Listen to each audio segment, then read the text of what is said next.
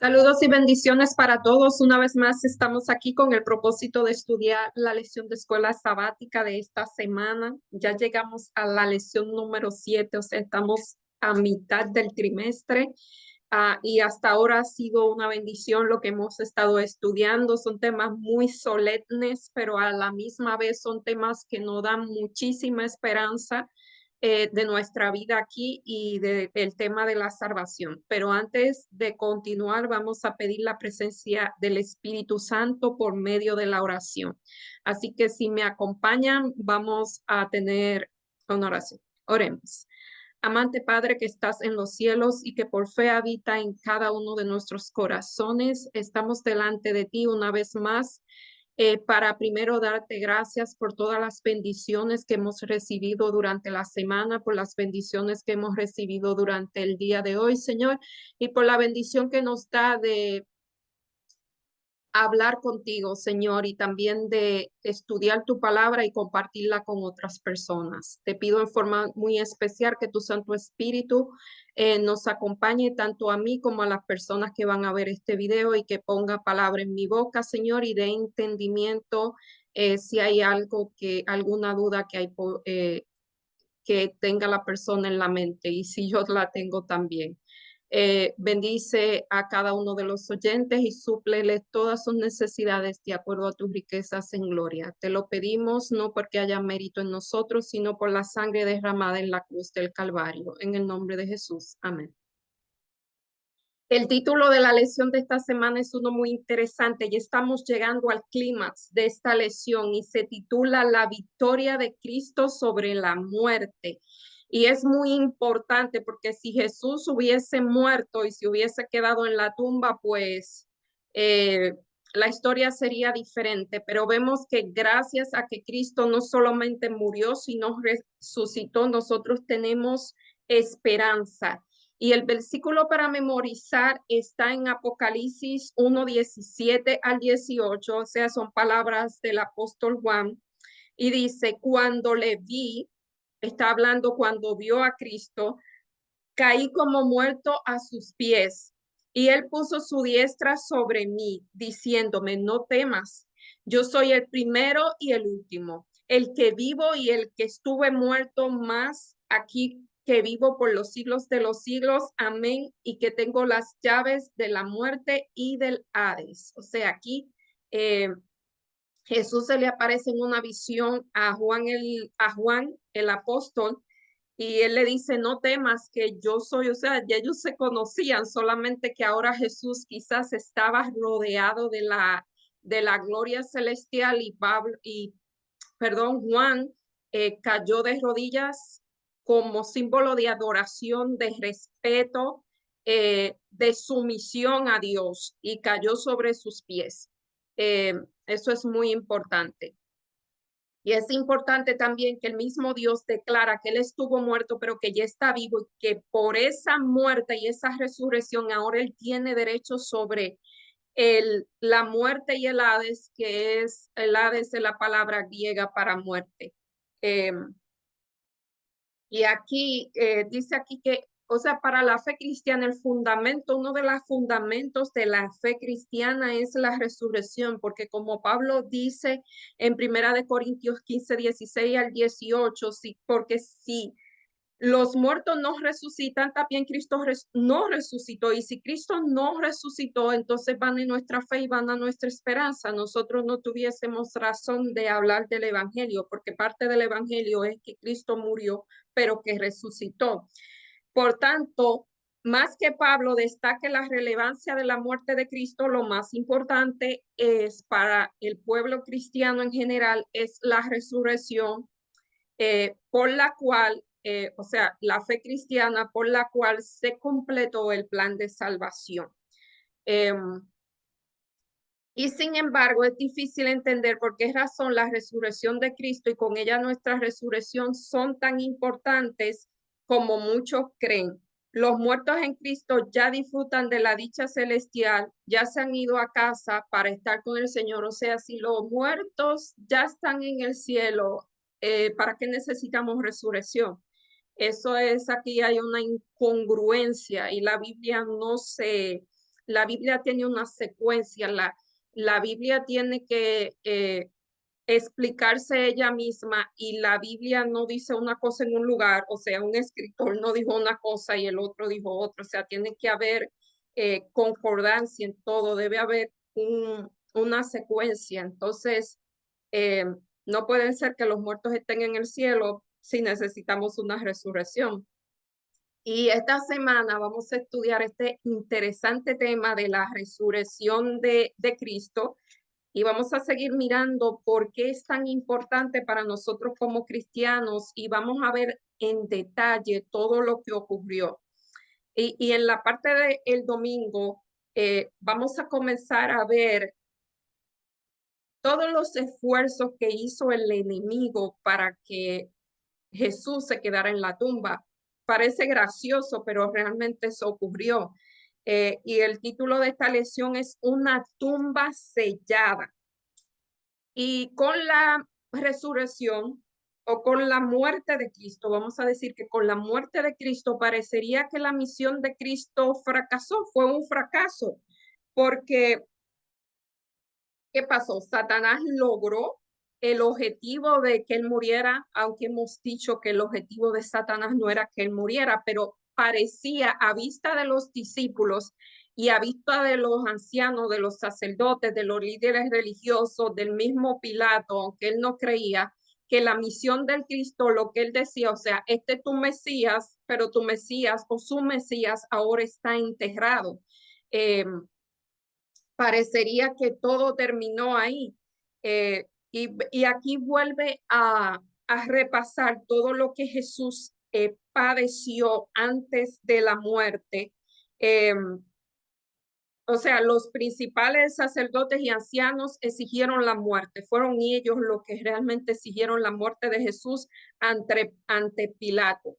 Eh, Luego de todo eso fue arrestado. Jesús fue arrestado y todos los discípulos, como recordamos, huyeron, excepto uno. Vemos que uno de los discípulos fue el enemigo que lo persuadió para que traicionara a su Jesús. O sea, él fue traicionado por uno de sus cercanos.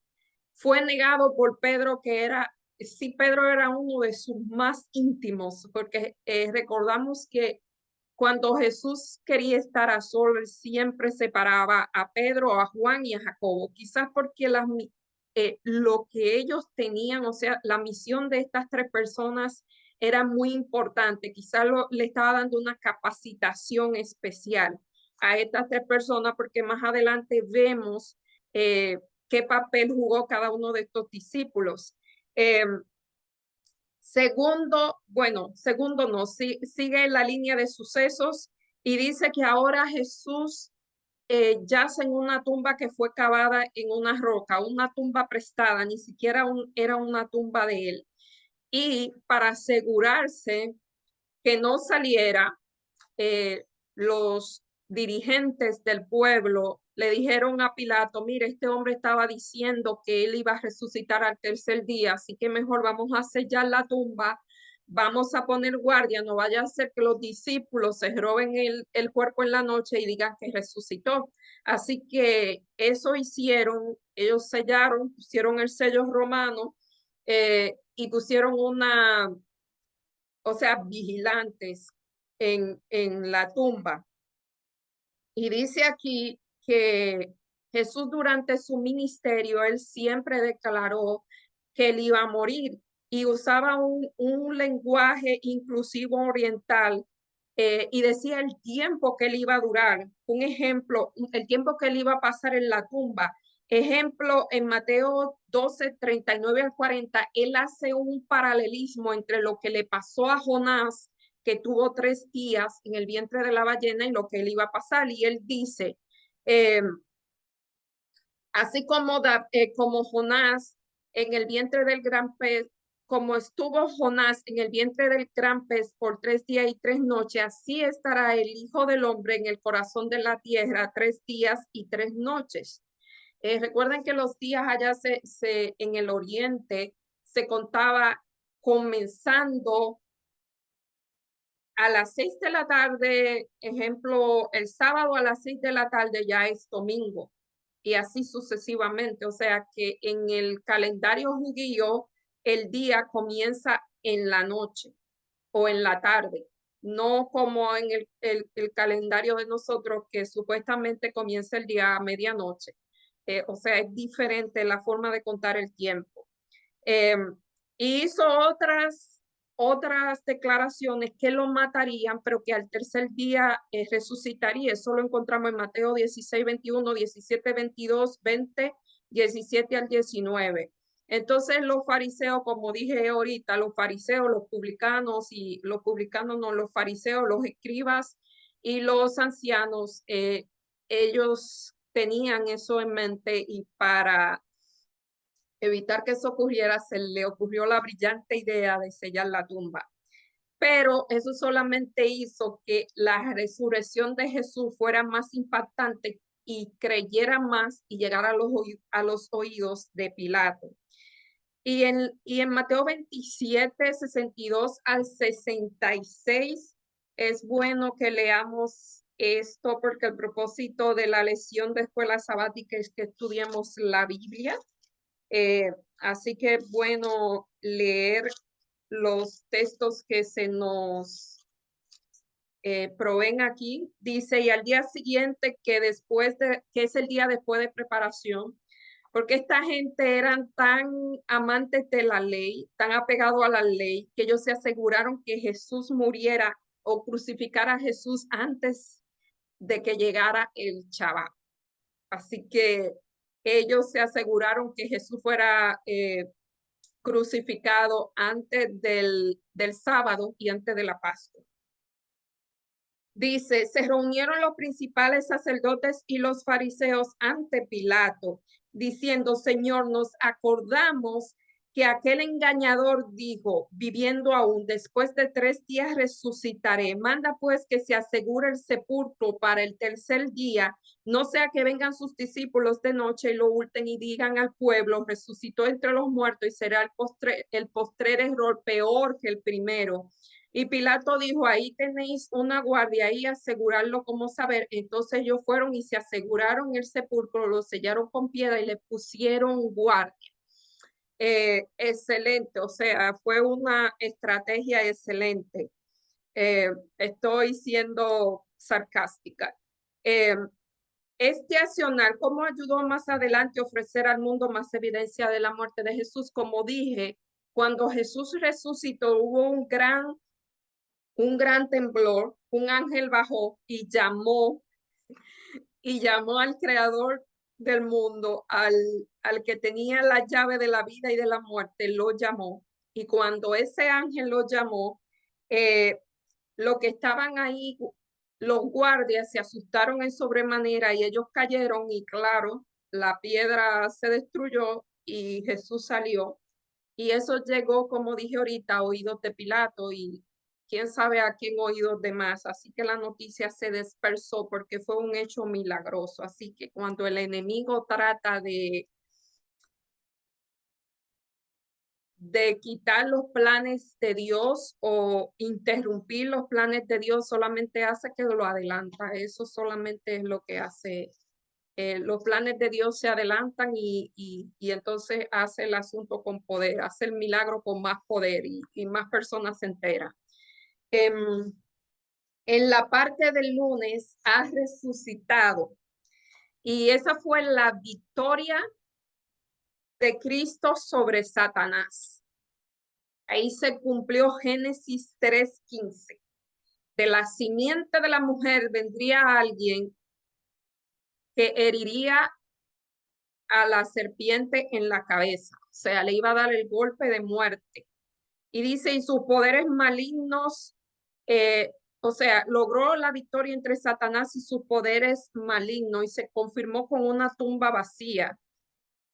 Y aquí nos dice que cuando Satanás, esto lo encontramos en el deseado de todas las gentes, en la página 742, que cuando Jesús estuvo en el sepulcro, Satanás triunfó por un tiempo.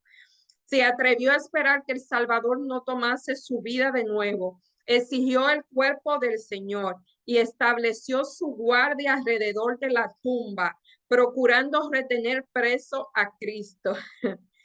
Se airó acerbamente cuando sus ángeles huyeron al acercarse el mensajero celestial, y cuando vio a Cristo salir triunfante, supo que su reino había llegado a su final y que finalmente moriría. Y aunque la humanidad de Cristo murió, su divinidad no falleció. Eso es algo que necesitamos un poquito de tiempo para explicar y no voy a entrar en esos temas. Dice, en su divinidad, Cristo poseía el poder de romper las ataduras de la muerte. Y aquí hay unos textos que nos dicen Mateo 28, 1 al 6. Mateo 21, 8 a 6, y no narra lo que ocurrió. Dice, pasado el día de reposo, el sábado, al amanecer del primer día, el domingo, vinieron María Magdalena y la otra María a ver al sepulcro, y hubo un gran terremoto porque el ángel de Jehová descendió del cielo y llegando removió la piedra y se sentó sobre ella. Es un espectáculo bien interesante porque él se sentó a esperar que su creador saliera de la tumba. Y dice, y su aspecto era como relámpago y su vestido blanco como la nieve, y de miedo los guardias temblaron y se quedaron como muertos. Mas el ángel respondiendo dijo a las mujeres, no temáis vosotras, porque yo sé a quién buscáis, el que fue crucificado. Él no está aquí, pues ha resucitado, como dijo, vení y ve el lugar donde fue puesto. Y estas mujeres fueron las primeras a la que se le dio la noticia de la resurrección de Cristo. Más adelante vamos a ver que fue María Magdalena la primera en que lo vio, la primera persona que lo vio luego de él haber resucitado. Y en Romano está Juan 17 al 18, eso lo pueden leer. Voy a leer Romano 8:11, porque en Romano 8:11 hay una aclaración, una declaración muy interesante. Dice, y si el espíritu de aquel que levantó de los muertos a Jesús mora en vosotros, el que levantó de los muertos a Cristo, Jesús vivificará también vuestros cuerpos mortales por su espíritu que mora en vosotros. O sea, nos está dando la esperanza de que el mismo espíritu que resucitó a Cristo de los muertos es el mismo espíritu que si mora en nosotros nos va a resucitar en el día postrero de los muertos también. Así que es una declaración excelente, muy interesante para nosotros porque nos da esperanza. ¿Quién se involucró directamente en la muerte de Jesús? Pues en la resurrección de Jesús, pues el ángel, pudo haber sido el ángel Gabriel, el que vino, que era el de mayor rango en el cielo, fue el que quizás vino. Dice que durante su ministerio en Samaria y Perea, Jesús declaró que él mismo tenía poder para deponer su vida y volverla a tomar. Esto es muy interesante, esto lo encontramos en Juan 11:25, porque no fue que el imperio romano, no fue que los sacerdotes y los ancianos se entregaron a Jesús y los soldados lo crucificaron, fue que él dio su vida. No fue que me quitaron la vida, fue que yo la di, eso dijo Jesús. Así que nadie tenía potestad de quitarle la vida a Jesús. Y dice, a Marta le dijo, yo soy la resurrección y la vida. Eso eso estaba en Juan 11:25, la anterior estaba en Juan 10:17 al 18. Otro de los versículos que dice, incluso un poderoso ángel de Jehová participó en este glorioso acontecimiento, que fue lo que leímos en Mateo 28:1 al 2. Mientras tanto, Mateo 28:11 al 5 revela los esfuerzos inútiles y necios que las autoridades tuvieron en luchar contra Jesús, porque no era ya tiempo de esa lucha. Un ángel descendió del cielo, movió la piedra, se sentó y los guardias perdieron el sentido. O sea, ellos vieron al ángel y la majestuosidad, el brillo del ángel era como un relámpago. Los hizo caer. Y dice que el ángel que descendió del cielo y los hombres se desfallecieron del susto. Y los religiosos temieron porque, ¿y ahora cómo explicamos esto? Pero el hecho de que había mucho dinero, o sea, ellos le dieron, sobornaron a los soldados y los soldados dijeron que se habían dormido, algo que significaba la pena de muerte, pero ellos arreglaron todo para que todo saliera bien. Eh, Algunos se burlan de la idea que los primeros que vieron a Cristo resucitado hayan sido los romanos, realmente fueron los soldados romanos. ¿Por qué? ¿En qué medida esta verdad es un símbolo de lo que vendrá? Que el evangelio también llegaría a los gentiles. Bueno, eso podría ser una pequeña simbología de eso, de que el evangelio dejó de ser de los judíos eh, y pasó a los gentiles porque los judíos lo rechazaron. Y la parte del martes dice, muchos se levantaron con él. Y este tema es extremadamente interesante. Este tema es extremadamente interesante y dice aquí en Mateo 27, 51 al 53, aquí hay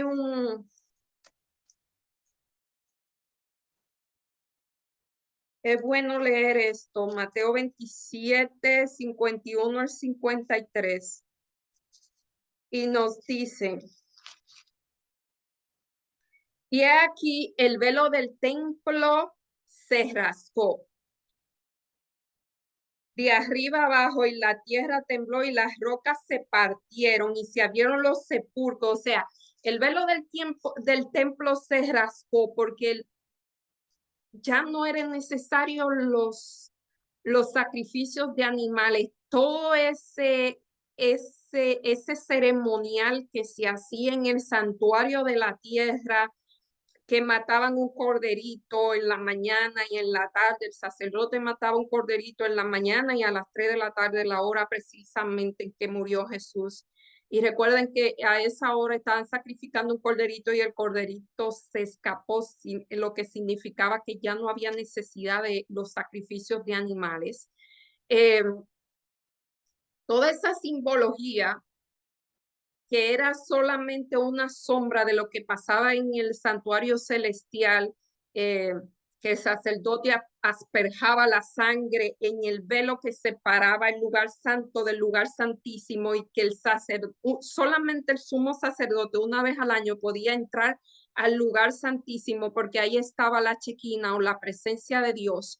En ese momento, ese velo que hacía separación, que impedía que la gente mirara hacia el lugar santísimo y mirara la presencia de Dios, se rascó y quedó al descubierto lo que estaba del otro lado, lo que significaba que la presencia de Dios se alejó del templo. Ya el templo no era el lugar, ya la presencia de Dios se alejó. El pueblo rechazó a Dios por completo. Eso era profético, es parte de los 1200, de los 2300 días al inicio de la mitad de la primera semana, pero de eso no vamos a hablar porque es un tema muy largo y extendido, pero sí es un tema profético. Y dice que resucitaron personas con él. De los que estaban muertos, resucitaron y luego vamos a ver lo que significaba que estas personas hubiesen resucitado. Y aquí dice que esa gente se le aparecieron a muchos en Jerusalén, porque vamos a ver que pasó un tiempo antes que ellos fueran al cielo, porque ellos resucitaron y fueron al cielo también, pero eso lo vamos a ver más adelante. Y aquí nos hace mención de que durante el ministerio de Jesús, él resucitó, tenemos contabilidad de que él resucitó al hijo de la viuda de Naín, resucitó a la hija de Jairo y resucitó a su amigo Lázaro. pero esta gente no recibieron la inmortalidad. Ellos murieron otra vez. Ellos volvieron a morir. Pero esta gente que resucitaron en este momento sí recibieron la inmortalidad porque ellos fueron al cielo y Jesús también. Entonces, en el deseado de toda la gente, la página 744 dice, después de haber sido resucitado, todavía estaban sujetos a la muerte. Están hablando de las personas que resucitó, pero los que salieron de la tumba en ocasión, en lo que acabo de mencionar, eh, en ocasión de la muerte de Cristo, resucitaron para vida eterna. Y eso tenía un significado. Y ascendieron con él como trofeos de la victoria sobre la muerte en el sepulcro. Ellos entraron en la ciudad y aparecieron a muchos declarando, Cristo ha resucitado de los muertos y nosotros hemos resucitado con él. Así fue inmortalizada la sagrada verdad de la resurrección. Y eso es muy interesante. Dice, humanamente hablando, los sacerdotes ancianos tenían grandes ventajas, o sea, ellos tenían el poder de callar a los soldados, ellos tenían la influencia sobre el pueblo, pero esta gente que resucitaron declararon, fueron testigos de que Jesús había resucitado, así que ellos no pudieron acallar lo que significaba que siempre el poder de Cristo, siempre el poder de Jesús tiene poder por sobre el poder humano, siempre va a imperar el plan de Dios. O sea, sobre los planes humanos siempre va a prevalecer los planes de Dios. Por más difícil que pueda ponerse las cosas ahora, esto es una declaración. ¿Por qué podemos confiar en la victoria final de Dios en nuestro favor mientras todavía luchamos en este mundo? Bueno, como dijo Pablo, si Cristo resucitó, si el poder que resucitó a Cristo está en nosotros, nosotros también tenemos la esperanza de que nosotros también vamos a resucitar como Él lo hizo. Esto está en Romanos 8:11. Y en la parte del miércoles dice testigo del Cristo crucificado y seguimos en el tema. ¿Quién eran los testigos de que Cristo había resucitado? Primero, vamos a leer en Juan 20:11 al 29. No voy a leer todos esos versos, pero les recomiendo que lean esos versículos porque es una historia muy interesante y no importa que ustedes lo hayan leído 100 veces, por decir un número, 50, es bueno siempre repasar estas cosas. Y aquí habla de María. Estaba fuera llorando y mientras lloraba se le apareció un ángel y le dijo, mira, la persona que tú estás buscando ya resucitó, no llores. Y otra de las que se le apareció fue también a María Magdalena. María Magdalena estaba llorando porque se habían robado el cuerpo de su Señor y, y dice que ella vio al que estaba en el jardín, al hortelano, y le dijo, si tú has robado el cuerpo de mi Señor, dime dónde lo ha puesto, pero ese mismo era el maestro. Y Jesús le dijo a María, volviéndose a ella, le dijo, Raboni. No, y él dijo, Jesús le dijo a la mujer, ¿por qué lloras? ¿A quién buscas? Y ella pensando que era el hortelano, le dijo, Señor, si tú lo has llevado, dime dónde lo has puesto y yo lo llevaré. Y entonces, cuando Jesús se mostró a María, abrió sus ojos y ella pudo verlo, ella le dijo, Raboni, ¿qué significa maestro? Y entonces esta era la María Magdalena, como mencioné. Fíjense que ella fue después de la muerte de Jesús, ella fue la primera evangelista, porque ella fue la que le llevó la noticia a los discípulos y muchos de ellos no le creyeron, pero otros realmente sí le creyeron. Eh, y aquí dice que, o sea, ella fue una de los testigos de que fuera de los dos soldados romanos que fueron a testiguar ante el mismo Pilato y a los sacerdotes, los ancianos y, o sea, los religiosos de aquel tiempo. Ellos testificaron frente a los religiosos, pero esta mujer fue a testificar frente a los discípulos de Cristo. Y también se le apareció a Pedro. Pedro también fue cuando María le dijo, él fue corriendo a la tumba y él se encontró con él. Y este es el clásico, este se menciona mucho porque esto dicen que no dicen los nombres, pero dicen que se conoce como los nombres, como los discípulos del camino a Emaús. Ellos iban caminando hacia Jerusalén y este extraño, este forastero, se le acerca y comienzan una conversación. Y es interesante que Jesús comienza a preguntarle que si es tan triste, que qué pasa, y ellos le dicen, ven acá, ¿de dónde tú eres? Serías el único que no sabe lo que ocurrió. Y finalmente ellos llegan al lugar y Jesús se les revela y es algo muy interesante lo que ellos dicen. No ardían nuestros corazones dentro de nosotros mientras él hablaba, o sea que aunque con la vista ellos no pudieron verlo, no pudieron identificarlo, su corazón le decía que era alguien que ellos realmente amaban, porque su corazón ardía dentro de ellos, o sea, era las palabras, eso era el Espíritu Santo que le estaba hablando, que aunque yo no lo reconocían, ellos sabían que había algo más en ese extraño. Y pasaron 40 días y Jesús se le apareció muchísimo. Hay muchas historias. Una vez estaban pescando y se le apareció a Pedro y le dijo que echara la red de otro lado y pescaron, o sea, hizo milagros, los alimentó, le habló, se le apareció en el aposento alto. Dice que se le apareció a 1500 hermanos a la vez. Eso en 1 Corintios 15:6. O sea, él hizo una serie de apariciones durante ese 40 días. Una de las que más conocemos es cuando se le apareció a este hombre que se conoce a Tomás por dudar. Fue uno de los últimos en que se le apareció. Y él hizo una declaración, si no toco sus manos y sus pies y no entro mi dedo en sus heridas, no voy a creer.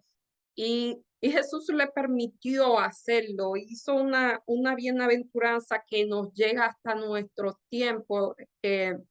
Jesús le dijo, bienaventurados los que no vieron y creyeron. Aunque no hayas visto personalmente a Cristo resucitado, ¿qué otras razones tiene para ejercer la fe en Jesús? Bueno, a veces no lo podemos ver, pero como dijeron los discípulos de Maús, ¿acaso nuestro corazón no arde cuando nosotros leemos las escrituras o cuando nosotros oramos? A mí, ese es Él el que está ahí. Eh, Aunque no lo vemos con los ojos físicos, podemos verlo a través de los ojos de la fe y podemos sentir su presencia cuando Él está cerca. El corazón puede arder cuando Él está cerca, así que eh, sí hay que ejercer fe, pero realmente sí se puede aseverar que Él está. En la parte del jueves, vamos a seguir el tema. Recuerden que en la parte del martes dice que se levantaron personas con él, los sepulcros fueron abiertos y resucitaron. Esto está en Mateo 27:51 al 53. Y entonces aquí en Primera de Corintios 15:20 y Deuteronomio 26:1 al 11, ¿en qué sentido se refirió Pablo al Cristo resucitado como las primicias de los que durmieron? Y vamos a leer Deuteronomio 26, porque en Deuteronomio 26:1 al 11 nos da luz de algo para que ustedes vean la precisión de Cristo. O sea, los planes de Dios son tan precisos. Aquí vamos a ver qué significaba ¿qué paralelismo había entre los rituales y las fiestas que hacían los judíos y cómo esas fiestas que eran una prefigura de el proceso que Cristo iba a pasar, cómo se fueron cumpliendo en el tiempo exacto? En Deuteronomio 26, 1 al 11 dice, y cuando hayas entrado en la tierra que Jehová tu Dios te da por herencia y tomes posesión de ella y habita, entonces tomarás de la primicia de todos los frutos que sacares de la tierra que Jehová tu Dios te da y la pondrá en la canasta e irás al lugar que Jehová tu Dios escogiese para hacer habitar allí su nombre. Y te presentarás ante el sacerdote para que hubiesen aquellos días y le dirás, declaro hoy a Jehová tu Dios que he entrado en la tierra que juró Jehová a nuestro padre que daría. Y el sacerdote tomará la canasta de tu mano y la pondrá delante del altar, delante de Jehová tu Dios. Entonces hablará y dirá delante de Jehová tu Dios, un arameo a punto de perecer fue mi padre. ¿Quién era ese arameo? Abraham. Y dice, el cual descendió a Egipto y habitó allí con pocos hombres, y allí creció y llegó a ser una nación grande y fuerte y poderosa.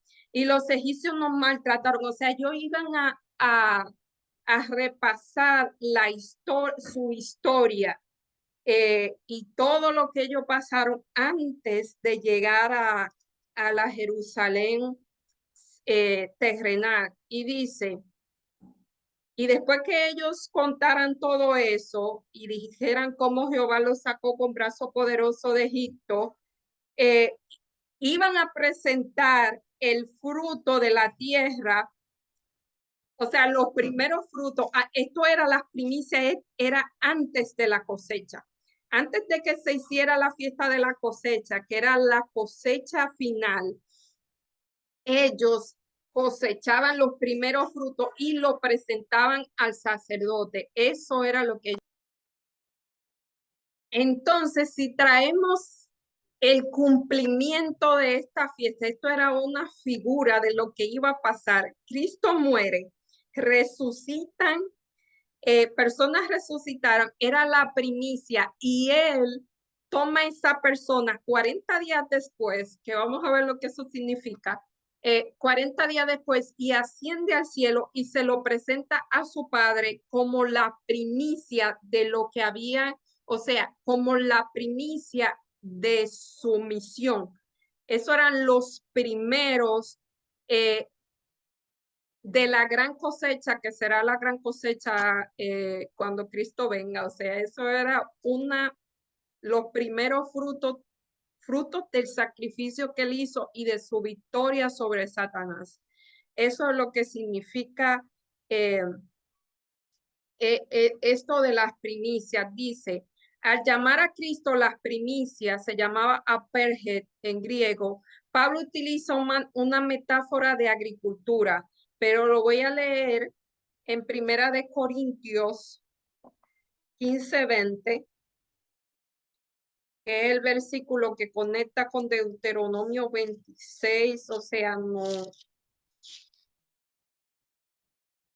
hace que se cumpla lo que dice Deuteronomio, o sea, se hace una realidad el simbolismo que había en Deuteronomio. Por eso yo le digo, aunque sea aburrido el Pentateuco, es bueno leer porque el Pentateuco son una simbología que se van a cumplir más adelante. Muchas de esas simbologías tienen significado escatológico, o sea, significados para los tiempos del fin. Así que es muy importante que nosotros tomemos tiempo y descifremos esa simbología, porque muchas de ellas todavía no se han cumplido. Primera de Corintios 15:20 y dice, más ahora Cristo ha resucitado de los muertos, primicias de los que durmieron de lo que durmieron es hecho. O sea que Pablo hace conexión para que vean que no es una doctrina aquí que tenemos, sino que Pablo hace referencia a que esos muertos resucitados en el momento que Cristo lo hizo representan la primicia, porque recuerden, en el pueblo judío habían varias fiestas, una de ellas era la Pascua. Cristo murió en la Pascua. Días después de la Pascua venían las primicias y tiempo después de la Pascua, a los 50 días de la Pascua, venía el Pentecostés. Y esto no sé si viene al caso, pero luego de las primicias, Jesús a los 40 días sube al cielo con la primicia y él tarda 10 días en presentarse a su padre, y cuando él se presenta a su padre, 50 días, que era el día del Pentecostés, baja el Espíritu, desciende el Espíritu Santo. Así que todo fue, se cumplió en el tiempo exacto como lo decía las Escrituras. Vale la pena recordar que Jesús salió de la tumba con un cuerpo humano, pero glorificado, pero Jesús siempre va a tener un cuerpo humano. Pero todavía llevaba las marcas de la crucifixión. ¿Significa esto que los hijos de Dios resucitarán también y llevarán las marcas físicas de su sufrimiento? ¿Es acaso el caso del apóstol? ¿Todavía llevará su cuerpo crucificado el aguijón que tenía? Yo no creo que Pablo, el pobre Pablo, va a seguir teniendo un aguijón, porque el aguijón tenía un propósito y era mantener a Pablo sujeto, porque Pablo tenía un espíritu Pablo era Pablo, así que para mantener a Pablo bajo el dominio del Señor, él tenía que estar a aguijón, pero ya creo que Pablo no va a tener ese problema, así que no va a necesitar, sea cual sea el aguijón. Decía uno que tenía problema en la vista, yo creo que su vista va a ser perfecta en ese momento.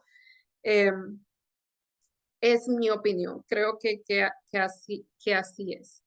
Dice, hasta la muerte, Pablo había de llevar en su cuerpo las señales de gloria de Cristo en sus ojos, que fueron enceguecidos por la luz celestial. Y aquí lo dice, esto está en Hechos de los Apóstoles, el versículo 9, 1 al 9. Y también está en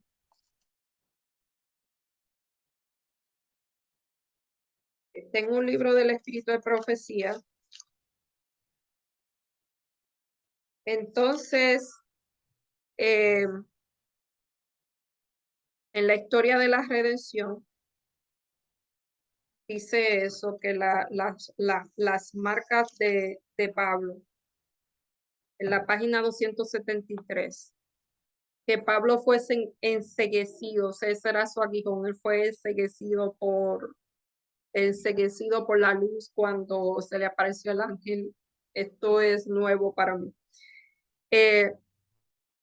Pero eso no significa que él o cualquier otro redimido, glorificado, resucitarán con la muerte de sus propios sufrimientos. Realmente eso no. La de Cristo quizá es siempre para recordarnos el gran sacrificio que él hizo por nosotros. Aquí lo dice, cada grabado de los clavos contará la historia, hay un propósito, de la maravillosa redención del hombre y del costoso precio por medio del cual fue adquirido dicha redención. Sus trazas son las que nos garantiza que todas nuestras marcas desaparecerán para siempre. O sea, que Él está cargando las marcas, sus marcas son la garantía de que ya nosotros no vamos a tener ninguna marca que nos recuerde en el pecado. Así que esas marcas, ese gran sacrificio que hizo Jesús, será recordado por la eternidad y parte del recuerdo serán sus marcas. O sea, nosotros podremos ver esas marcas y la podremos ver por la eternidad. Así que muestra del gran amor que Dios tuvo por nosotros. O sea, esas marcas, dicen Isaías, que Dios no tiene tatuados en sus manos. Ese es el tatuaje, la marca de la cruz. Aquí dice una pregunta ya para finalizar el jueves. ¿Cristo llevará por siempre la cicatriz de la crucificación? Eso es la crucifixión, es una aseveración. ¿Qué revela esto sobre el amor de Dios para nosotros? O sea, ¿cuál es el precio tan grande que Cristo pagó por nuestra redención? ¿Saben una cosa? Jesús se despojó para siempre de su cuerpo, o sea, él siempre va a tener un cuerpo humano, así que su sacrificio fue muy grande.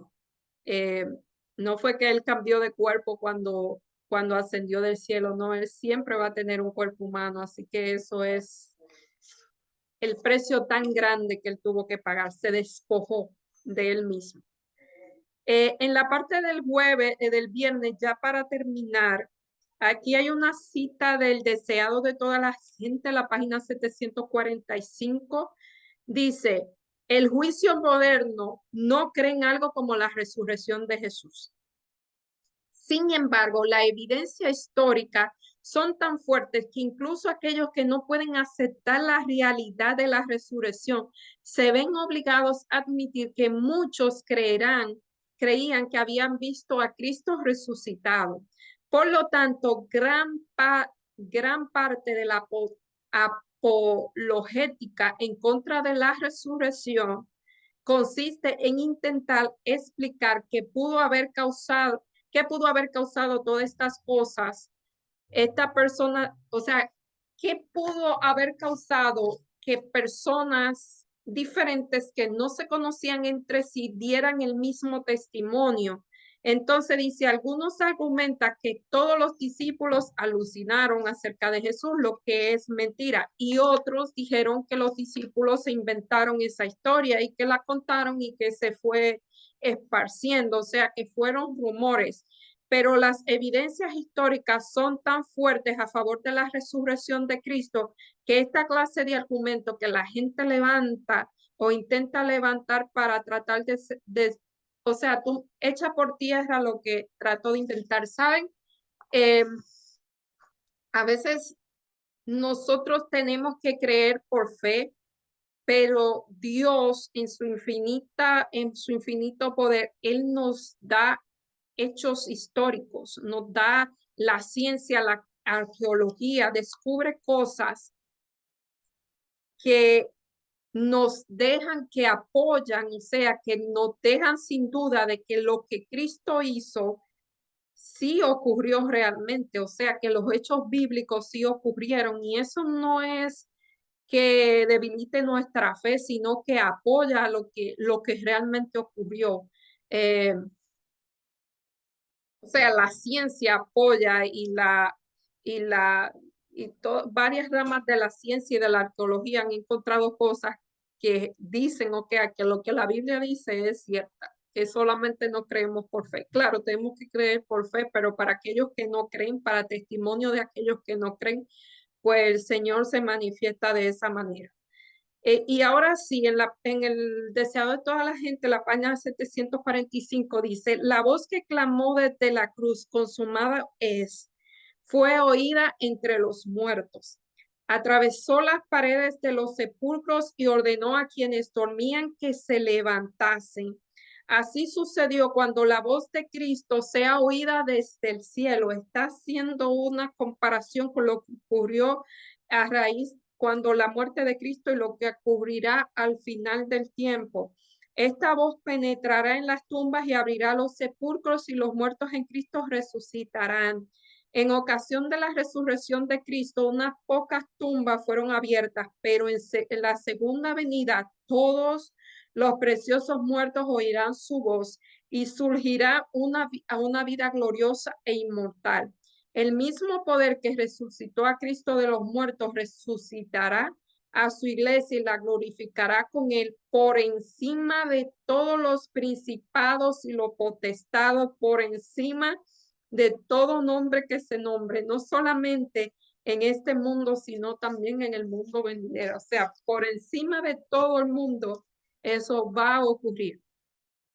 Y esa voz potente que tiene la llave de la muerte y del Hades, con solamente llamar lo que reconozcan su voz, los que les sirvieron y los que les obedecieron, van a reconocer la voz de su maestro y van a ser levantados. Así que esta es la maravillosa esperanza que nosotros tenemos, es la razón de nuestra fe.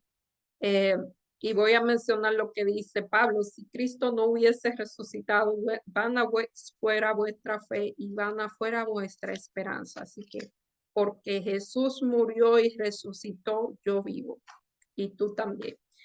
Así que será hasta la próxima semana. Gracias por acompañarme. Gracias por el apoyo y gracias por sus oraciones. Así que vamos a tener una pequeña oración para despedirnos. Oremos. Amante Padre que estás en los cielos, santificado sea tu nombre. Señor, agradecidos eternamente estamos delante de ti porque tú te ofreciste como sacrificio, Señor. Y no solamente viviste en este mundo, padeciste, moriste, sino que también resucitaste, Señor, para darnos esperanza a todos los que en ti creemos. Señor, ayúdanos a esparcir este evangelio, estas buenas nuevas de salvación a tantas personas que todavía no saben lo que tú has hecho por ellos. Cuida a cada persona que está viendo este video, Señor, y que dale bendiciones sobreabundantes, no solamente durante esta semana que va a entrar, sino a través de su vida. Todo esto te lo pedimos en el nombre de Jesús. Amén.